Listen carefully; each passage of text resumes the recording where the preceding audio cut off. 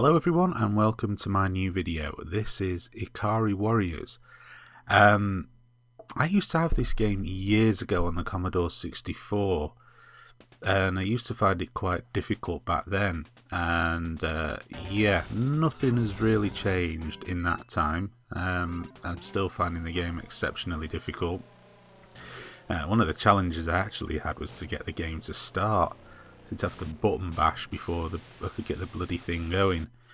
But anyway, yeah, this was an arcade game back in the mid-80s, and it sort of was a more advanced version of Commando, I guess. It was really good in that one of the novel things that there was in the arcade was that you could actually shoot through a 360 degree field. Now they've replicated that here, but how they've done it is, rather than use the obvious thing, which would have been the dual analog, so you had like a twin stick shooter, they've actually mapped it to the L1 and R1 buttons. So it's, rather than it being an analog control, which would have been perfect for a game like this, they've actually mapped it to a digital control, as in the L1 and R1 buttons, and that doesn't really make too much sense to me. It certainly makes the game more difficult to play, which it doesn't need to be more difficult to play, believe me. You know, it's difficult enough in its own right. I guess it's probably a legacy from the arcade. Well, I mean, that's what I'm assuming anyway. Although it is slightly annoying. It does take some getting used to. What also takes some getting used to is the incredibly, I don't know, 80s looking cabinet art which flanks either side of the screen, as you can see here. The dude on the left hand side looks, well, they both look incredibly camp, but with that moustache and headband combination, yeah, that is just ridiculous. And I'm gonna try and play this game again and find some way of turning these off, because I find them both, it is so funny and distracting. It's just so bad, and it's just so 1980s. I simply have to get rid of that. It's that too, unintentionally is making the game more difficult to play. So yeah, I mean, this is an arcade faithful conversion. It certainly looks very nice, and once you do get used to the controls, I suppose you can say, yeah, you know, it is a good game to play, if not incredibly difficult game to play. Getting into these little tank things is essential because it enables you to take bullets. You still have to avoid the grenades and so on, and there's mines as well that are around there to drive you mad. You got to be careful not to go over one of them things.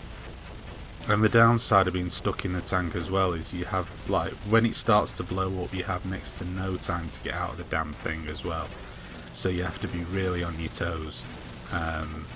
In fact, I don't even think I have successfully managed to get out of a tank that's about to blow up yet. I think I've either been very close to, or have been caught up in the direct explosion resulting from it. And with my gameplay abilities, that tends to happen quite frequently.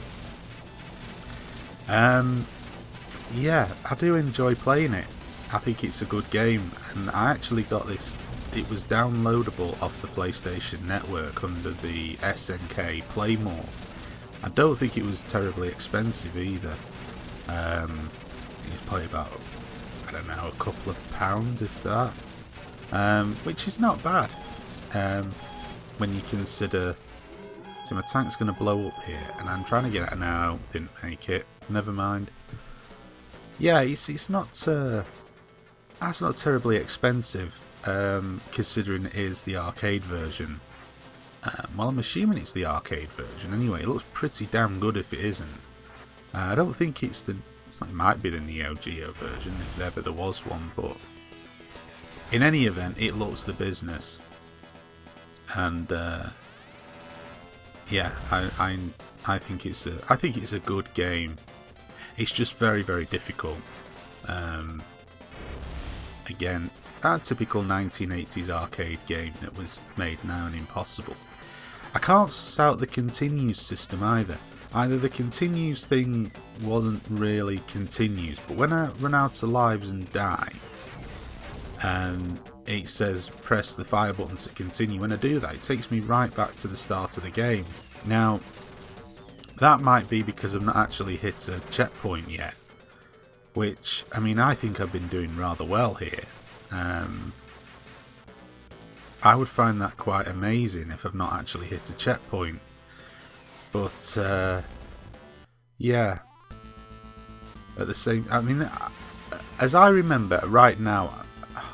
Bloody hell, I'm dead again. But right now, I'm actually at the end of the level. So, maybe it's just you only get to continue on the particular level. I don't know.